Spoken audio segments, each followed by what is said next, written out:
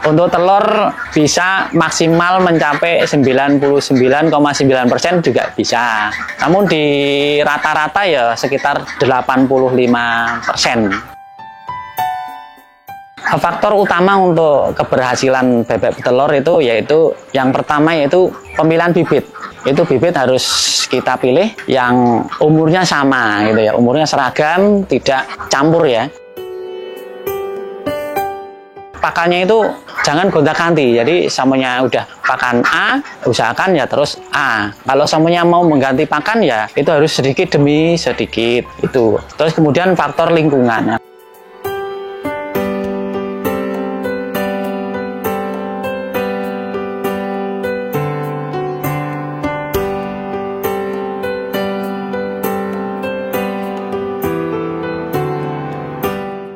Bismillahirrahmanirrahim.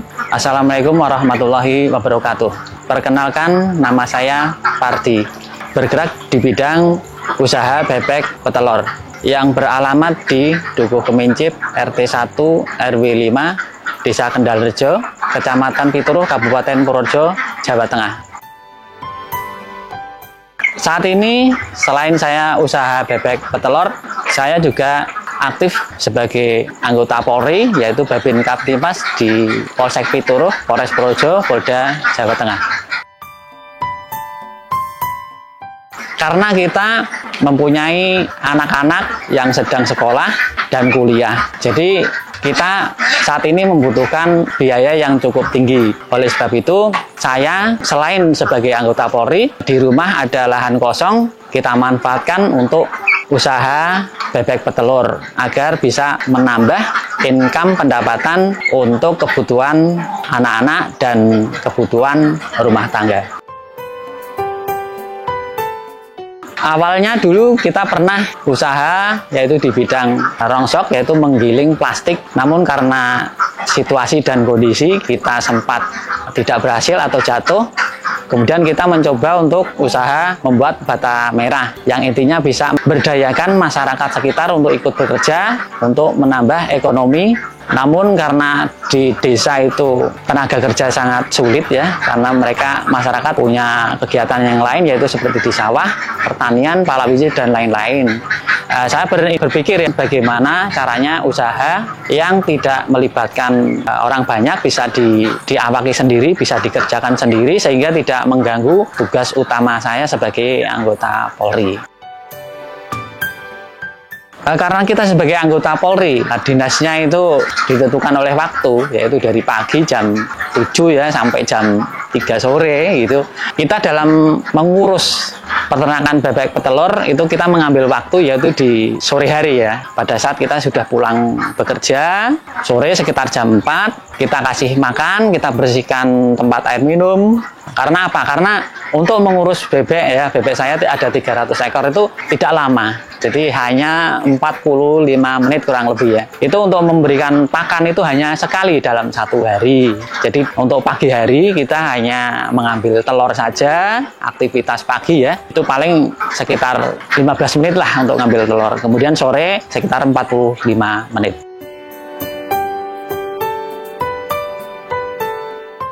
Faktor utama untuk keberhasilan bebek petelur itu yaitu yang pertama yaitu pemilihan bibit. Itu bibit harus kita pilih yang umurnya sama gitu ya, umurnya seragam, tidak campur ya. Itu yang pertama. Yang kedua yaitu dari pakan ya. Dari pakan yang penting pakannya itu jangan gonta-ganti. Jadi samunya udah pakan A, usahakan ya terus A. Kalau samunya mau mengganti pakan ya itu harus sedikit demi sedikit itu. Terus kemudian faktor lingkungan. Nah, faktor lingkungan ya agar tidak stres, bebek tetap bertelur bagus, persentase bagus, itu lingkungannya itu tenang, tidak ada kebisingan atau aktivitas orang banyak dan lain sebagainya. Jadi cukup mudah, tidak sulit. Jenis pakan yang kita pakai itu jenis dari pabrikan, jadi lebih mudah, pabrikan yang sudah berupa pelet, kemudian kita aplikasikan, kita mix dengan produk yang lain, jadi tidak satu jenis. Bisa juga hanya satu jenis dari pabrikan tersebut, atau dari pakan home industry, mungkin juga bisa, kemudian mencampur sendiri, mix sendiri, seperti di sekitar kita semuanya di lingkungan pertanian ada katul, kemudian ada nasi sisa atau aking, kemudian dan lain sebagainya, bisa diaplikasikan sesuai dengan pakan yang ada di sekitar kita yang mudah. Jadi usahakan untuk pakan itu yang mudah. Semuanya kita pakan dari pabrikan itu yang mudah, semuanya dari jenis A di toko ini ada. Jadi jangan sampai kehabisan. Pokoknya stok harus ada. Karena apa? Karena tidak mungkin bebek itu puasa gitu ya. Karena kalau semuanya tidak makan ya otomatis akan berpengaruh pada produksi telur. Bebek petelur itu umur sampai bisa produksi bertelur itu bervariasi ya. Jadi semuanya dari DOC. Kalau dari DOC itu kita berikan pakan full di kandang dengan nutrisi yang cukup, yaitu dengan pakan pabrikan itu bisa lah mungkin 4 bulan lebih bisa bertelur. Kalau yang sistem tradisional yaitu di angon itu bisa sampai 5 bulan lebih itu baru bisa produksi, karena mungkin di sawah itu pakannya kadang kan berebut kurang dan lain sebagainya, kurang lebih seperti itu.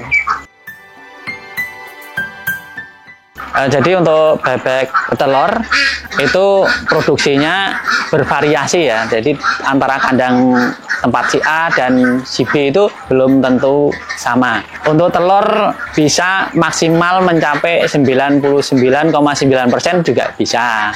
Namun di rata-rata ya sekitar 85%. Itu untuk rata-rata, artinya untuk produksi cukup panjang. Untuk produksi maksimal biasanya hanya beberapa hari, berapa minggu atau hanya 1 bulan untuk maksimal produksi sampai mencapai hampir 100%. Namun di rata-rata ya 85% itu sudah cukup bagus. Kemudian untuk faktor bertelurnya bebek turun atau naik dan lain sebagainya itu tergantung dari faktor yang pertama, faktor pemilihan bibit yang seragam, seumuran, kemudian faktor kandang ya, karena kita menggunakan kandang intensif full kering, jadi tidak boleh kandang itu kena air, sebenarnya kena air hujan atau air yang lainnya, pokoknya jangan sampai becek, harus kering gitu. Jadi harus kering. Kemudian faktor yang lain yaitu lingkungan. Contoh seperti di lingkungan itu mungkin ada kegiatan aktivitas masyarakat seperti mungkin menebang pohon, ada suara mesin, yang aktivitas tersebut tidak setiap hari, hanya sekali-sekali. Kemudian pada saat bulan puasa atau Idul Fitri kan biasanya banyak yang anak-anak membunyikan petasan, itu juga sangat berpengaruh terhadap produksi telur, bisa menurun telurnya, bahkan bisa rontok bulu atau molting ya, karena stres gitu. Ya, untuk kandang ada beberapa sekat. Dulu awalnya kita satu sekat kita isi 100. Namun seiring berjalannya waktu, karena dari pengalaman teman-teman itu kita buat satu sekat itu 30 ekor. Karena apa? Karena idealnya untuk kandang bebek petelur itu 1 meter persegi itu ya diisi 3 ekor. Jadi semuanya kandang 2 kali 4 itu kan 2 kali 4 ketemunya kan 8. Jadi 8 kali 3 ya kurang lebih ya sekitar 25 lah, itu bisa diisi 25 ekor untuk satu sekat ukuran 2 kali 4 meter. Alhamdulillah untuk sampai saat ini untuk usaha budidaya telur di tempat kami aman ya, aman, tidak ada kendala, tidak ada penyakit yang menyerang. Karena apa? Karena kita membeli bibit atau bebek baya ya siap telur itu dari sana, dari peternaknya sudah divaksin ya. Kalau sudah divaksin sudah aman. Jadi titik terendah dari kita itu biasanya kendalanya yaitu karena lingkungan itu ya, terus bebeknya itu stres, terus produksinya menurun. Tapi alhamdulillah untuk menurunnya itu kebutuhan pakan itu masih nutup. Ya ibaratnya kalau hari ini kita keuntungannya 100.000, karena turun ya bisa jadi hanya 50.000 atau bisa 40.000 dalam sehari.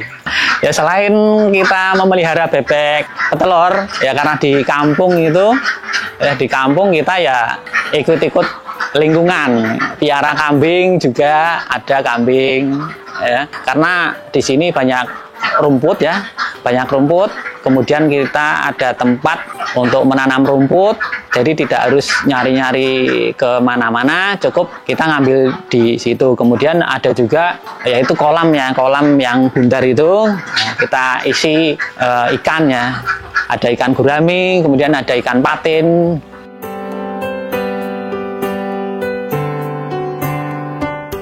Jadi dalam usaha bebek petelur kita beli baya ya, baya itu siap telur. Waktu itu kita beli sekitar 90.000 per ekor. Kemudian kita kasih makan ya, kasih makan untuk per 100 ekor itu pakannya tuh rata-rata sekitar 13 kilo sampai 14 kilo dengan aplikasi pakan di kandang kita. Dari baya siap telur masuk ke kandang itu biasanya kan yang sudah cukup umur, siap telur. Pengalaman kami di umur sekitar 20 hari atau 25 hari di kandang kita, itu telur sudah istilahnya sudah bisa untuk memberi pakan bebek tersebut.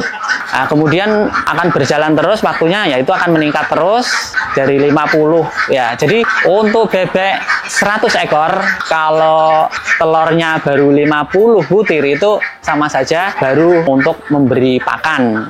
Jadi seumpamanya bebek 100 tersebut bertelur 55 butir, berarti keuntungan kita dalam satu hari itu 5 butir kali harga samanya 2.000, jadi 10.000. Jadi kalau samanya bebek tersebut bisa bertelur 85, berarti ada untung 35 butir, samanya harganya 2.000 lah gitu ya. 2.000 berarti 35 kali 2.000, nah itu keuntungan kita. Namun kita tidak mempunyai istilah patokan untuk atau target saya harus dapat sekian, itu tidak. Kita minimal dari bebek tersebut kita bisa mencukupi kebutuhan anak-anak sekolah. Karena kalau kita tidak punya gambaran besok, hari besok saya harus dikasih apa? Anak-anak harus bensin, kemudian jajan itu dari mana? Nah, kalau sudah punya bebek kan insya Allah besok pagi kita ada. Nah, gitu kan. Jadi udah ayem di sini, udah pikiran udah ayem, udah tenang, tidak stres ya.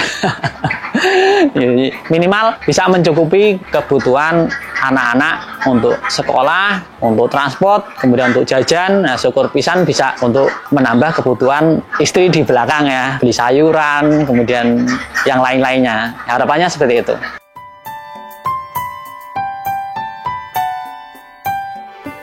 Untuk kandang kami di An-Najiyah Farm itu menyediakan telur fresh. Jadi insya Allah setiap hari ada yang fresh dari kandang. Silakan kalau mau beli untuk lauk dan lain sebagainya dipersilakan. Kemudian kami juga menyediakan bibit ya, bibit dari DOC ya, bisa menghubungi ke kami. Kemudian bebek baya juga siap telur ya, bebek baya siap telur juga bisa. Kemudian pakan juga bisa. Dan untuk belajar atau pelatihan ya kita sama-sama belajar. Saya juga masih belajar. Jadi kalau samanya ada yang mau ke sini belajar bersama silakan. Kita tidak menutup, kita sama-sama belajar karena kami juga membuat DOC ya, kelas kecil-kecilan dari belajar, yaitu menetaskan sendiri dengan mesin petas. Namun kapasitas masih sedikit. Semuanya mau pesan boleh nanti bisa menghubungi kami di nomor WhatsApp 0822 4220 9160. Anak-anak muda ya untuk saat ini sebenarnya di kampung itu banyak sekali peluang usaha ya yang insya Allah bisa kita jalankan, yang bisa menghasilkan uang. Jadi tidak melulu merantau ke kota yang lain. Banyak sekali contohnya seperti kita di sini, yaitu bebek petelur, kemudian ada budidaya kambing, kemudian ada juga kolam ya, kolam ikan, kemudian ada yang piara entok dan lain sebagainya. Jadi di desa juga banyak sekali peluang-peluang usaha yang cukup menjanjikan, paling tidak bisa mencukupi kebutuhan rumah tangga, kebutuhan kita. Jadi tidak kalah lah dengan yang merantau di kota lain.